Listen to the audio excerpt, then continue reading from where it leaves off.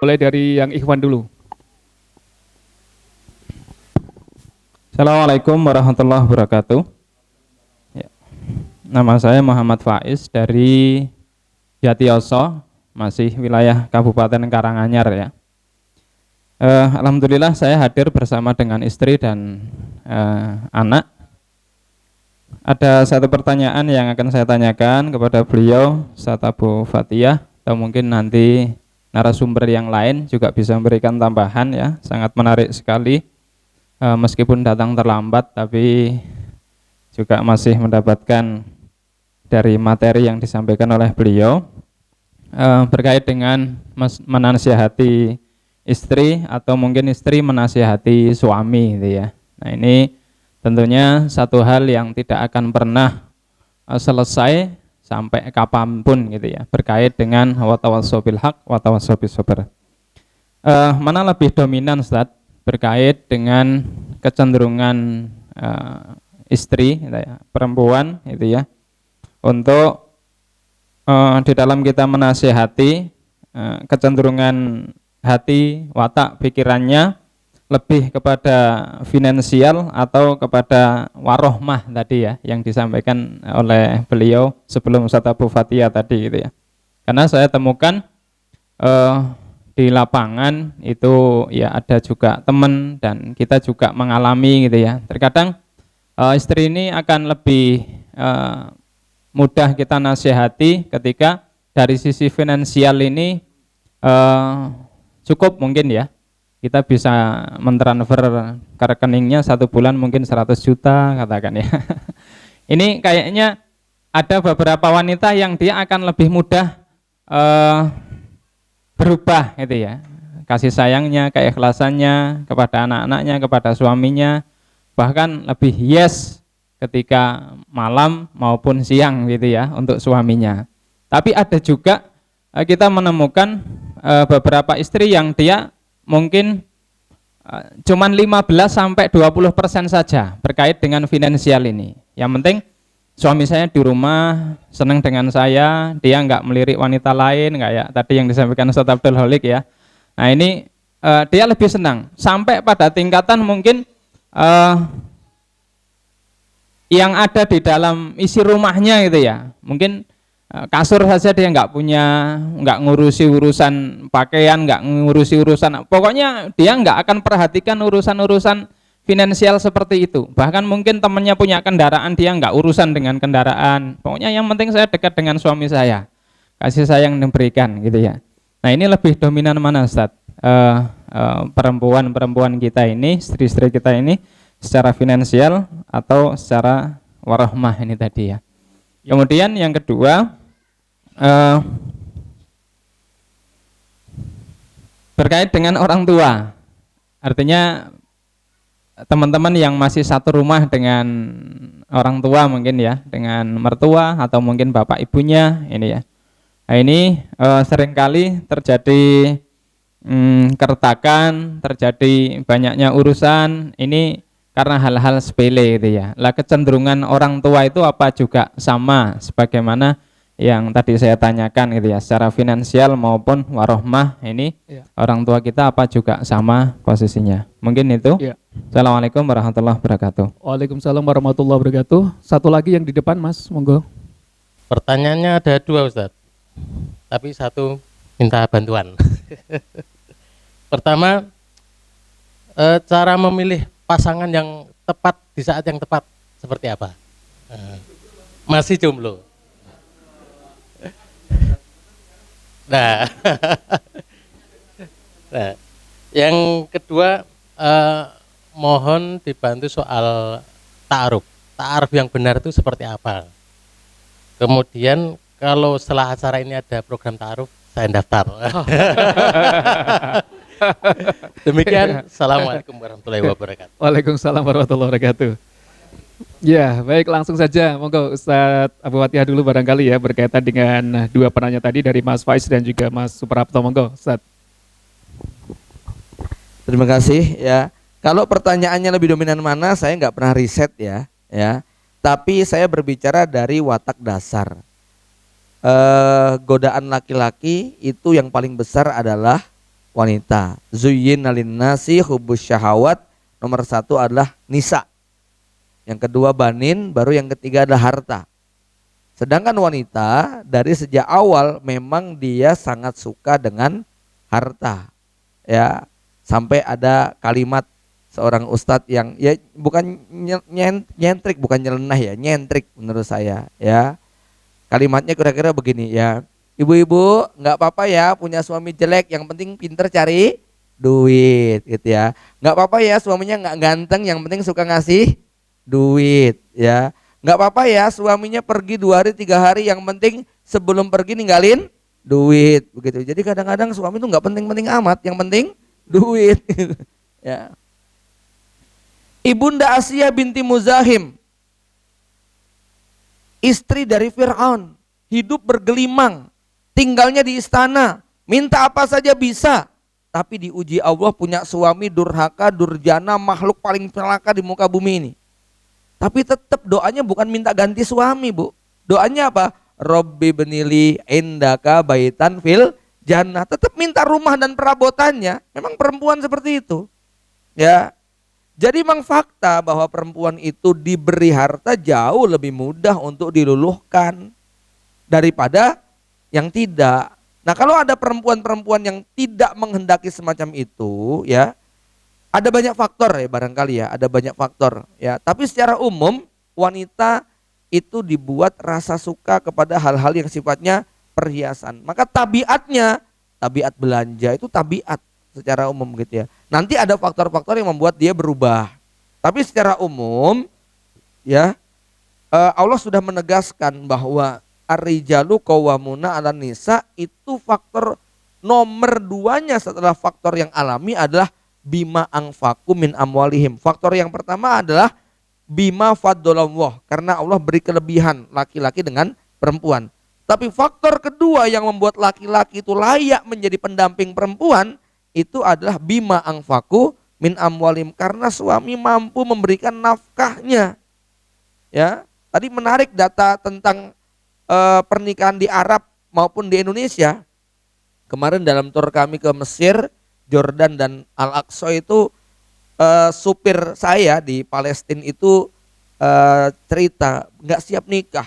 Saya tanya usianya sih belum terlalu tua, 20 sekian, 25 tuh. Tapi kan badannya tinggi besar, gagah, jenggotan kayak sudah 40-an ya. Saya tanya belum nikah juga, masih jomblo. Saya pikir anaknya sudah sekian. Salah satu alasannya memang mahar yang sangat mahal. Ya, itu angkanya kurang lebih sekitar 250-300 juta. Itu baru mahar, belum biaya pernikahan. Ya, yang di Jordan juga begitu. Gaet kami umur 33, belum menikah juga. Ya, saya tanya mahar, sekali lagi maharnya sekitar 300, biaya pernikahan kalau yang rata-rata orang kaya 100.000 US dollar, yang miskin-miskin 20.000 US dollar. Coba 20.000 kaliin. Ya itu ya sama, ketemunya itu kurang lebih sekitar 350 juta buat itu. Katanya kalau 20.000 US dollar itu menunya cuman teh anget sama kue satu gitu loh ya. Nah kalau yang 100.000 US dollar itu kita datang bertamu, barulah ada menu macam-macam. 300 juta atau 20.000 US dollar itu hanya setengah jam acaranya katanya gitu ya. Itu sampai kayak begitu. Oke, nah tapi itu yang membuat seorang istri ketika nanti sudah jadi istri nggak berani gampang-gampang minta cerai. Mikir ngembalin mahar 400 juta, mikir duitnya sudah habis, makanya dia nggak berani untuk mengajukan cerai. Nah di Indonesia ya itu faktor ya, walaupun ada faktor yang lain, tapi faktor yang paling utama memang ketidakkowaman laki-laki tadi. Sehingga dengan kata lain, banyaknya mahar yang diberikan suami kepada istri itu sekaligus mengikat. Di satu sisi memuliakan, di sisi lain mengikat bahwa suami punya posisi yang kuat semacam itu. Ya, sehingga apa? Perempuan yang sudah dicukupi semuanya, maka dia relatif lebih bertahan. Yang ketiga, ya, ini data yang saya dapatkan di lapangan dari klien-klien yang ada, pasutri-pasutri yang akhirnya berpisah oleh faktor KDRT, salah satunya juga ditentukan apa? Ditentukan oleh faktor ekonomi. Maksudnya begini, sudah KDRT tambah nggak dinafkahi, ya. Kemarin dalam keberangkatan kami ada 2 ya saya tunjukin aja nggak apa-apa lah ya. Nah ini ya, Ini jamaah yang kemarin ikut saya, ya, yang satu orang Rusia, ya, yang satu sebelahnya orang Indonesia. Saya pikir ini anaknya. Ibu, ini sama anaknya? Enggak kok, ini teman saya. Ternyata selidik punya selidik, ini istri pertama sama istri kedua, gitu loh, ya. Dan enggak, yang ingin saya ceritakan begini, dia suka mengalami KDRT, tetapi semua kebutuhan dipenuhi, minta apa saja dikasih. Ya, termasuk jalan-jalan kayak begini ngabisin duit seratusan juta nih kan, ya. Sama suaminya, ya sana jalan-jalan, ya dua-duanya bareng. Runtang-runtung berdua akrab banget, begitu loh, ya. Kemana-mana foto bareng, begitu kan, ya. Jadi saya melihat ternyata perempuan walaupun dia sedikit mengalami kekerasan, tapi semua kebutuhan materinya tercukupi, relatif dia kuat untuk bertahan. Ini sudah KDRT, ya nggak dinafkahi, ya sudah. Alasan apa lagi untuk bertahan? Macam kayak gitu, ya. Dia taruh nggak dapat cinta dan kasih sayang suaminya, atau bahkan suaminya nikah lagi, atau bagaimana? Tapi dia tercukupi, maka dia ngelihat anaknya, ngelihat bahwa ya sudahlah nggak apa-apa, wong tercukupi semuanya. Toh dia hanya kehilangan sesuatu yang sifatnya abstrak, hanya main perasaan saja. Nggak apa-apa deh saya matiin perasaan saya, macam kayak begitu. Tercukupi semuanya, ya. Maka faktor ini jangan diabaikan karena ini nilainya laki-laki. 50% kejantanan laki-laki ada pada nafkah. Kalau nggak punya kemampuan memberi nafkah, kejantanannya separuh hilang, gitu loh. Jadi Allah menyebut laki-laki itu sebagai pejantan bukan karena perutnya six pack, dadanya bidang, tubuhnya tegap, bulu dadanya 417, ya. Tetapi apa? Allah menjadikan mereka pejantan itu bima angfaku min amwalim. Ibu-ibu yang sudah berumah tangga sekian belas tahun itu sudah nggak peduli lagi deh suaminya mau jelek, mau gendut, mau buncit. Yang penting apa? Nafkahnya lancar, begitu kan, ya. Kalau pernikahan pertama-pertama mungkin hal-hal yang sifatnya pesona fisik tadi masih menggoda, tapi kalau sudah ke sana, pesona jiwa itu salah satu parameter dan indikatornya adalah kemampuan memberi nafkah lahir dan batin. Ini satu hal. Jadi saya nggak punya riset tentang mana yang paling dominan, tapi saya menyampaikan dasar-dasar yang memang Quran Sunnah maupun logika kita bisa menerima. Ya, adapun kita temukan ada rumah tangga yang istrinya nggak peduli terhadap itu, sebenarnya bukan nggak peduli, mungkin memang nggak dapat begitu ya. Terus gimana lagi adanya kayak begini? Ya, lalu bahasa yang keluar kayak begitu. Maka jangan tertipu dengan bahasa-bahasa perempuan, ya. Yang kalimatnya aku nggak butuh apa-apa, yang penting kamu setia, itu keliru ngomong gitu loh, ya. Aslinya nggak kayak begitu. Maaf ya, saya ngasih contoh agak real di keluarga saya. 25 tahun saya berumah tangga, saya nggak ngasih nafkah istri. Maksudnya nggak ngasih nafkah itu kono joko ndewe gitu loh, ya. Pokoknya saya nggak pernah ngasih, itu nggak pernah sama sekali. Pokoknya ambil begitu kan, ya. Baru 2 tahun terakhir, ya, mi apa tak jatah ya, gitu ya. Akhirnya saya jatah, ya. Saya jatah, saya perkirakan pengeluaran 1 bulan sekian, oke kita jatah, nggak perlu saya sebutkan. Ternyata seneng bu, gitu ya. Ya, saya pikir nggak seneng duit gitu ya. Ternyata pas tak kasih kok ya seneng sekali gitu loh, ya. Oh ya, perempuan ternyata di mana saja sama, kalau dikasih itu seneng begitu. Tadinya nggak merasa memiliki, nggak merasa punya, walaupun disuruh ngambil terserah bebas berapa saja boleh begitu ya. Tapi apa? Nggak pernah kayak begitu. Nah, ketika saya jatah, oke ya sebulan sekian, ternyata ya seneng, merasa punya dia begitu ya. Maka bapak-bapak jangan tertipu dengan kata-kata istri, aku yang penting kamu setia, miskin nggak apa-apa dan sebagainya. Ini kalimat yang menipu begitu loh. Kenapa? Karena jatuh cinta yang hebat itu syaratnya ada 3. 1, ada otak yang berisi pengetahuan dan solusi kehidupan. 2, ada tangan yang punya kekuasaan dan kekuatan. 3, ada dompet yang berisi harta dan kekayaan. Kalau punya 3-tiganya, jatuh cinta kita akan hebat. Kalau nggak punya 3-tiganya, hanya PHP saja bisanya. Ya, yakin. Laki-laki yang tidak punya 3-tiganya waktu jatuh cinta hanya bisa PHP saja. Ya. Kemudian kalau kepada orang tua juga sama dalam hal ini, jangan remehkan. Kalau ada orang tua yang bilang sama anaknya, "Le, mbok aku ini tuh ditransfer tuh aku dikasih," itu sebetulnya ngempetnya udah lama. Ya, anak harus peka. Jangan sampai orang tua minta. Walaupun orang tua bilang, udah dah kamu lebih butuh, kamu lebih butuh. Kalau kita mengelonggar, tetap kasihkan. Jangan dengan alasan orang tua ngomong, kamu lebih banyak kebutuhannya, kemudian ya udah deh nggak usah ngasih. Jangan ya, tetap ya kita pakai logika saja. Wong kita yang sudah misalnya punya duit banyak itu dikasih duit ya seneng kok begitu loh. Ya, apalagi yang duitnya pas-pasan. Itu sudah logika umum, nggak laki nggak perempuan, apalagi perempuan gitu loh maksud saya. Ya, yang laki-laki aja seneng gitu dikasih, apalagi kalau perempuan ya, walaupun dia itu secara uang barangkali ya cukup begitu kan ya. Wallahu alam bishawab. Kemudian nanti barangkali kalau ta'aruf Ustadz Hatta bisa menjelaskan sama panitia bisa memfasilitasi gitu.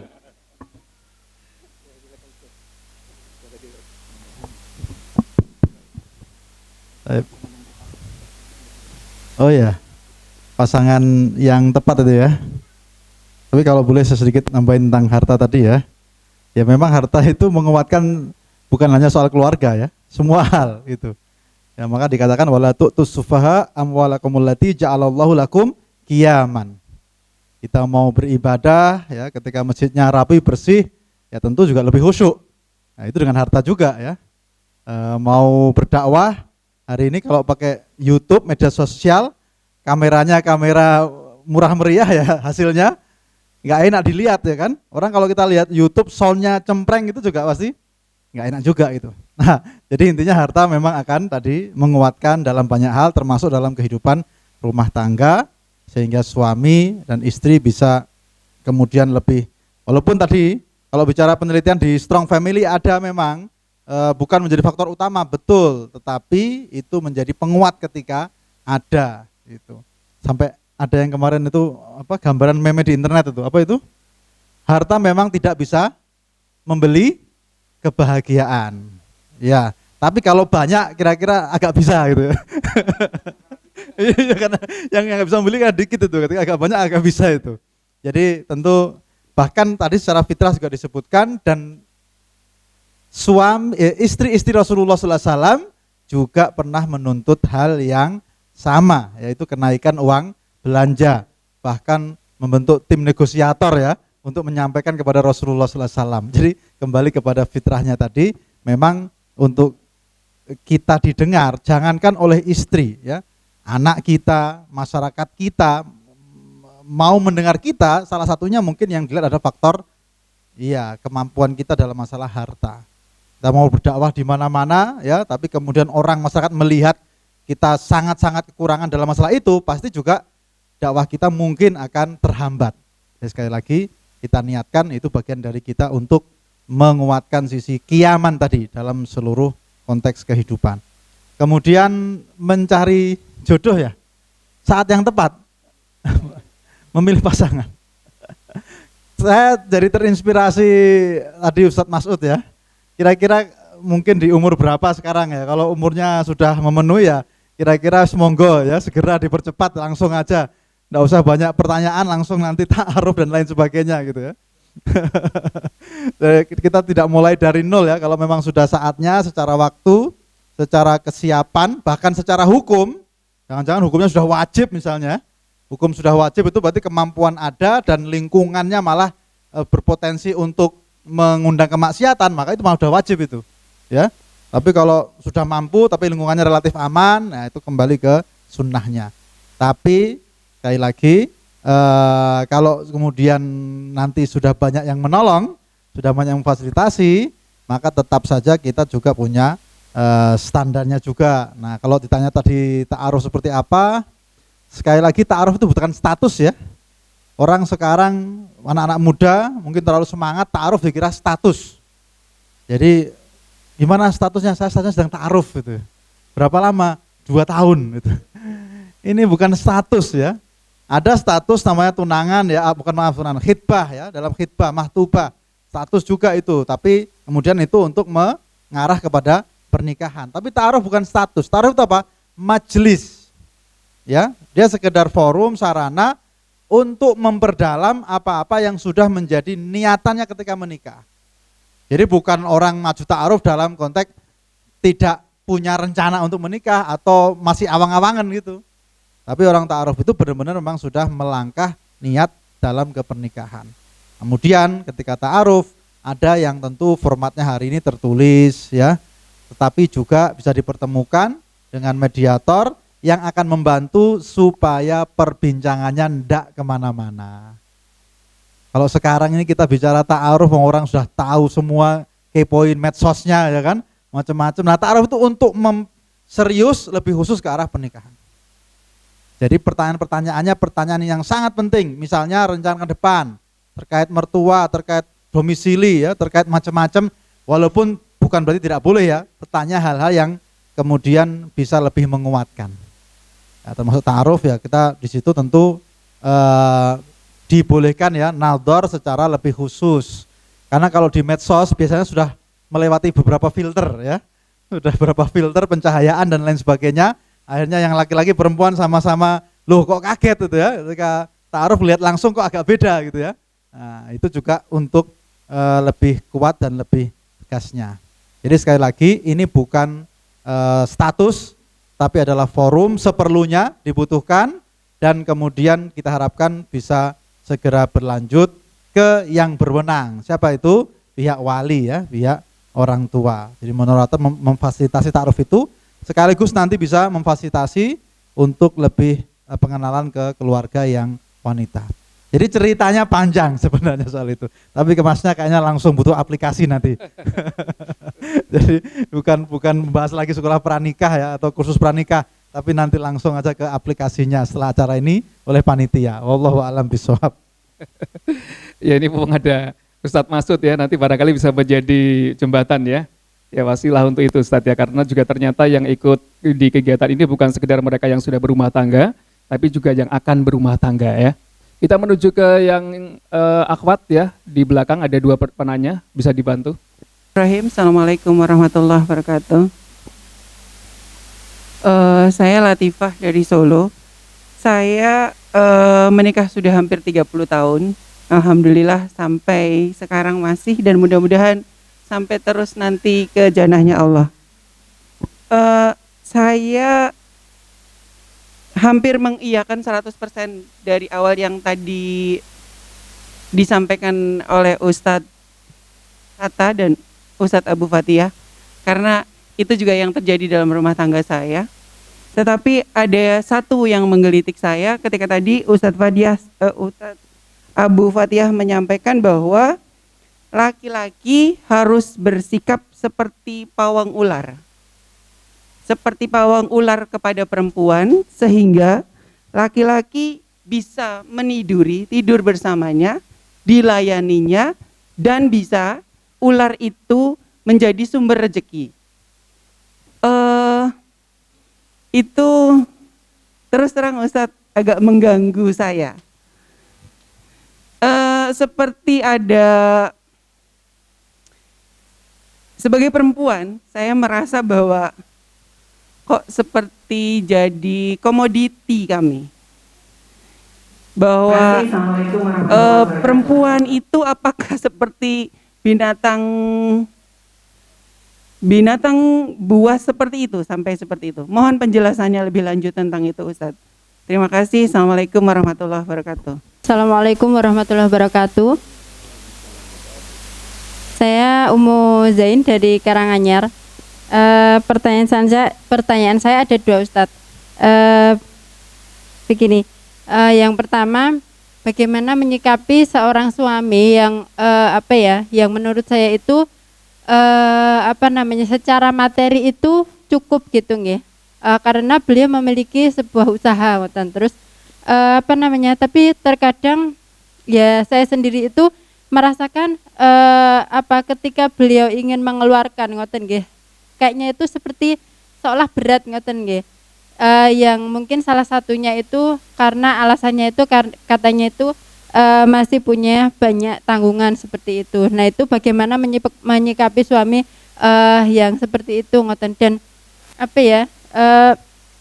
kadang untuk misalnya contohnya itu kadang misalnya untuk ini nggih, untuk kebutuhan sekolah anak seperti itu, kadang itu harus rame dulu ngoten nggih.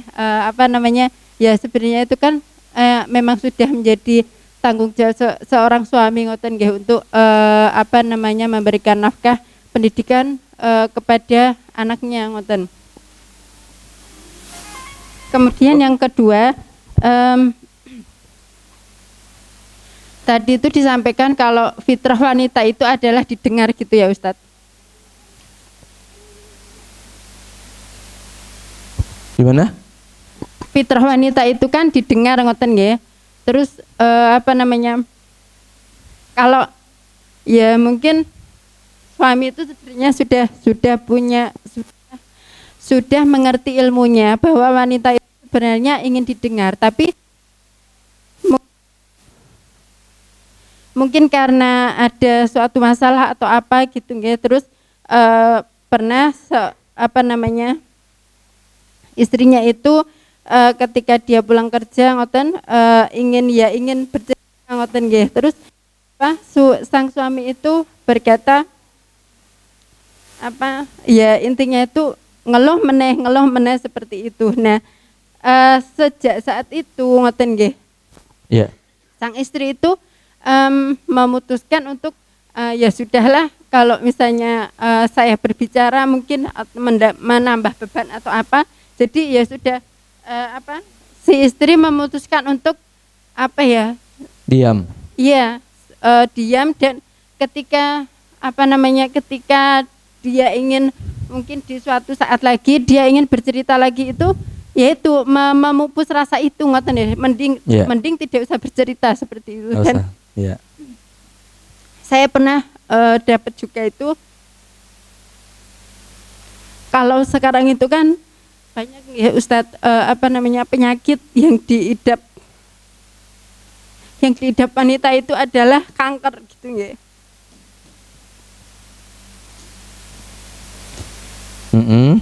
Yang diidap itu adalah kanker. Jadi mungkin salah satu penyebab wanita memiliki apa ya bisa mengidap penyakit seperti itu kan salah satunya mungkin karena memendam masalah seperti itu. Yeah. Nah itu bagaimana apa namanya menyalurkan mungkin yang 20.000 kata apa namanya fitrah wanita itu tadi ngoten. Mungkin itu dari saya. Jazakumullah khairan kasiron. Wassalamualaikum warahmatullahi wabarakatuh. Waalaikumsalam. Baik Bapak Ibu, yang pertama mohon maaf atas ketidaknyamanan. Jadi begini, semua kias tadi kias umum. Saya berbicara bahwa Allah menyebut perempuan itu musuh. Lalu kemudian kita menggambarkan seperti kita bertemu dengan binatang buas yang menjadi musuh. Jadi konteksnya kita berbicara tentang musuh. Nah bagaimana menghadapi musuh? Seperti kita bertemu dengan binatang buas, entah itu ular, entah itu harimau, entah itu gajah dan sebagainya, maka kita harus jadi pawang. Ya, kenapa? Dengan jadi pawang kita bisa berdamai. Bukan cuma bisa berdamai, bisa duduk bareng, bisa tidur bareng, bahkan binatang yang buas tadi bisa menjadi sumber rezeki bagi kita. Dalam konteks sumber rezeki bukan istri dieksploitasi, tetapi apa? Salah satu janji Allah Subhanahu wa taala kepada suami yang berbuat baik kepada istrinya itu adalah rezeki dia akan dimudahkan. Mohon maaf Bapak Ibu sekalian, saya kalau boleh sedikit mengeksplor tentang keluarga ya. Saya katakan begini, bahwa salah satu tujuan pernikahan itu adalah tujuan finansial. Tujuan untuk mendapatkan rezeki yang berlimpah, karena memang Allah menjanjikan iyakunu fuqara yughnihimullahu min fadlih. Nah, rezeki itu ada yang mekanismenya itu matematis. Contoh nikah sama janda kaya. Itu matematis kan? Langsung kaya. 2 nikah sama anak orang kaya. Kita nikah sama akhwat nomor 9 dari 13 bersaudara, yang kakak nomor 1 2 3 4 5 6 7 orang sukses semuanya. Itu yakin begitu nikah langsung dapat macam-macam. Yang ketiga, kita menikah dengan wanita yang punya keterampilan, punya keahlian, punya berbagai macam hal, sehingga kemudian rezekinya mengalir kepada kita. Atau yang keempat, kita menikah dengan wanita yang memang kalau suku tertentu itu difasilitasi semuanya. Ya, beberapa kawan saya yang dari daerah tertentu pokoknya dijamin semua sama keluarga besarnya. Tetapi ada yang tidak melalui mekanisme itu semuanya. Dan saya kalau boleh saya gambarkan, saya sudah menjual jutaan botol herbal, saya sudah menjual ratusan juta eksemplar buku, saya sudah menjual puluhan juta pakaian, tapi dari semua jutaan yang saya jual tidak ada satupun barang itu yang istri saya tahu berapa harganya, berapa modalnya. Paham maksudnya Bapak Ibu? Artinya istri nggak terlibat bantu sama sekali. Tugas dia ngabisin duit, tugas kita nyari duit. Kan gitu ya. Tapi saya percaya kalau saya nggak nikah, saya nggak begini. Ini yang saya maksud. Bahwa istri bisa mendatangkan rezeki bukan berarti seperti jadi pawang, seperti binatang buas yang dijinakkan, lalu kemudian ada tiket dibayar karena ada pertunjukan dia. Bukan. Ya, bisa dipahami nggih? Ya, ada asbab ilahiyah yang membuat kita jadi kaya itu karena istri, yang seandainya kita tidak menikah ataupun suami gagal tidak menjinakkan, banyak suami istri yang karena gagal, bentrok atau cekcok, rezekinya jadi sempit, rezekinya jadi seret, semacam itu. Saya tidak membahas, apalagi kok kemudian menggambarkan bahwa perempuan menjadi komoditas yang dieksplor atau bahkan dieksploitasi supaya kemudian bekerja untuk suaminya, ya. Jadi sama sekali tidak ke situ arahnya, tapi lebih kepada apa? Bahwa jinaknya istri kepada suami, taatnya istri kepada suami, kemudian terpenuhinya kebutuhan istri dan suami, ini yang membuat rezeki nanti menjadi lebih mudah. Wallahu a'lam bishawab. Ya.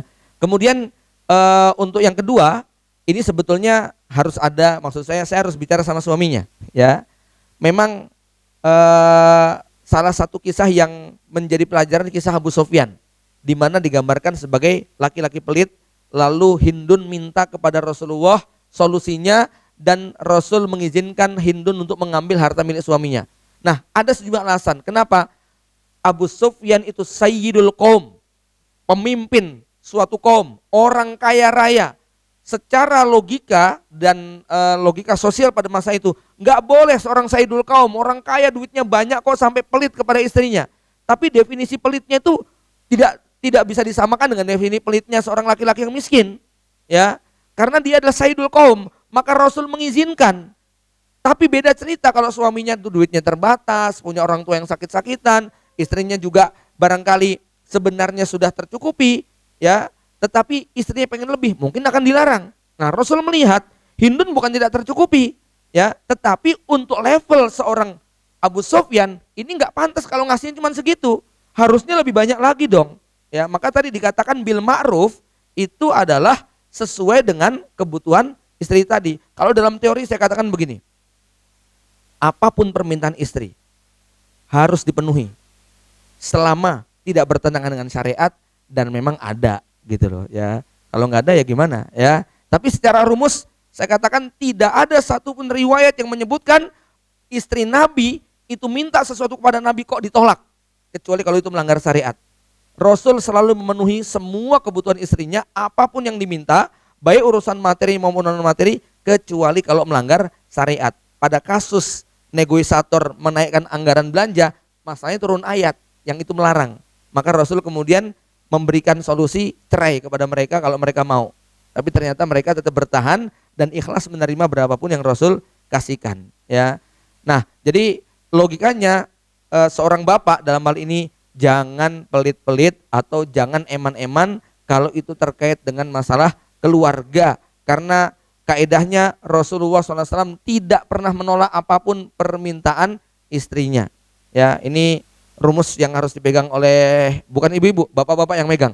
Kalau ibu-ibu yang megang rumus ini kasihan suaminya masanya, nanti nuntut terus begitu, ya. Tapi kalau bapak-bapak yang megang rumus ini, maka dia akan punya energi bagaimana memenuhi semua harapan dan permintaan istrinya, ya. Kemudian untuk yang ketiga terkait dengan, ya, lagi-lagi masalah yang satu ini. Saya katakan laki-laki itu seperti pilar. Yang namanya pilar kita paham itu tiang, yang namanya tiang menopang semuanya. Ya, balak itu nangkring di tiang, kemudian plafon nangkring di tiang, kemudian semuanya. Artinya apa? Jadi laki-laki nggak boleh baper. Jadi laki-laki nggak boleh, kamu kok ngeluh terus? Ya memang perempuan mau ngadu sama siapa lagi? Jadi laki-laki itu kudu siap diaduin apa saja. Jangan bilang kok apa-apa saya, kok apa-apa saya. Ya namanya kamu laki-laki, apa-apa harus laki-laki. Ya, karena dia pilar. Pilar ini yang menopang semuanya, nggak ada satupun yang tidak nempel sama pilar. Tembok nyambungnya kepada pilar, plafon kepada pilar, pintu jendela nempelnya kepada pilar. Kalau sampai nggak nyambung pada pilar, ini roboh tembok semuanya. Istri yang tidak nyambung kepada suaminya, tidak nyandar kepada suaminya, itu istri yang rapuh. Maka dia tidak punya tempat untuk mengadu kecuali kepada suaminya setelah kepada Allah Subhanahu wa taala. Wallahu a'lam bishawab. Ya, baik itu ya, semoga sudah terjawab. Satu lagi Ustadz, barangkali terakhir untuk Ustadz Abu Fatihah, ini berkaitan dengan bagaimana tips dalam menghadapi rumah tangga, di mana suami berbuat berkali-kali melakukan dosa besar ya, sudah taubat diulang lagi, ini bagaimana kemudian mensikapinya Ustadz? Dosa dan maksiatnya seperti apa? Begitu ya. Prinsipnya begini, Bapak Ibu sekalian, ada dosa-dosa suami yang istri nggak nanggung. Maksudnya bukan sekedar tidak nanggung di akhirat, tetapi juga sebenarnya pada saat itu istri tidak berdampak langsung kepada dirinya. Ya, lain cerita, misalnya istri suami berzina, ini bergonta-ganti pasangan, maka ini berpotensi akan apa? Merusak istrinya.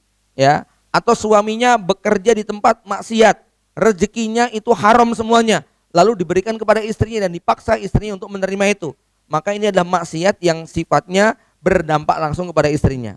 Ya, secara umum ketika dosa-dosa suami itu tidak menyentuh wilayah tadi dan suami masih punya komitmen untuk mempertahankan rumah tangganya, meninggal dunia, maka ini termasuk yang sebaiknya istri bertahan, istri bersabar. Kenapa? Suami masih punya komitmen, suami masih punya keinginan kuat untuk membahagiakan istrinya walaupun dia tidak bisa terlepas dari dosanya. Tapi kalau dosanya itu berpengaruh, ya, maka masuk pada kategori wa in khiftum alla tuqima hududallah. Kalau kalian sudah nggak sanggup lagi untuk menegakkan hukum-hukum Allah di muka bumi, di rumah tangga kalian, fala junaha alaihima fi maftadat bih, maka tidak mengapa kalau kemudian si istri memberikan tebusan, mengajukan gugatan cerai kepada suaminya. Wallahu a'lam bishawab. Baik, semoga sudah terjawab ya, tapi karena juga waktu yang membatasi kita untuk pertemuan kita di kesempatan kali ini, jadi sudah cukup gamblang dan juga jelas disampaikan oleh dua narasumber kita di kesempatan kali ini, bahwa visi kita ya sebagai suami dan juga istri adalah yang paling utama adalah surga. Jadi bagaimana kemudian di antara kita ya, suami dan juga istri saling berusaha untuk mengerti dan juga memahami, berorientasi kepada akhirat ya, janahnya Allah Subhanahu wa taala. Itu yang paling penting ya. Tadi yang disampaikan Ustadz Fatihah terkait dengan yang namanya respect. Baik, barangkali itu Bapak Ibu yang dimuliakan Allah Subhanahu wa taala, majelis kita yang sudah kita lalui bersama di kesempatan kali ini semoga bermanfaat ya untuk kehidupan kita fidin wa dunya wal akhirah. Kita akhiri dengan membaca doa kafaratul majelis. Subhanakallahumma bihamdika asyhadu alla ilaha illa anta astaghfiruka wa atubu ilaik. Dari saya cukup sekian. Wassalamualaikum warahmatullahi wabarakatuh.